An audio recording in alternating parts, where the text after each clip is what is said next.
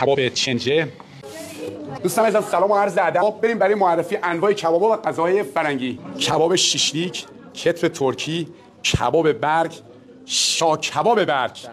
کباب کاردی، بال کباب ترکیه، کباب نگیندار، جوجه کباب زرشکی، جوجه کباب برگی، جوجه سبز. دوستان عزیز چیکن تریاکی،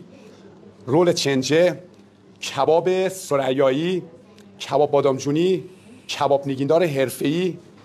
کباب ترش، آدن کباب، رویال بادامجون، رویال کدو، کباب سرآشپز، کباب بلغاری، ردن وایت مرغ، چنج رولتی با فیله گوسفندی، کباب روسی،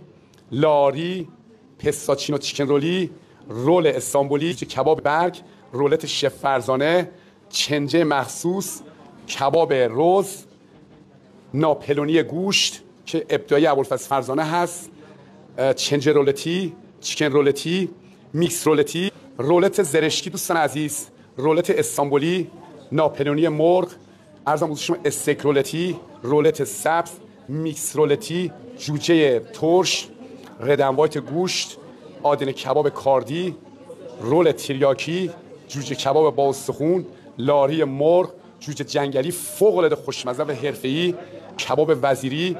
جوجه یونانی، کباب قفقازی، بال کباب، کتف سبز، کتف زرشکی، رول زرشکی، بال کباب ترکیه، بال کباب سبز، بختیاری، بال زرشکی، مای کباب رنگابرنگ، میگو کباب، بیتی کباب، جوجه به اصطلاح ترکی، حلزونی، اینم که مراکشیه، مای کباب ترکی و شالتو، شیویسکی، چیکن فلورنتینه،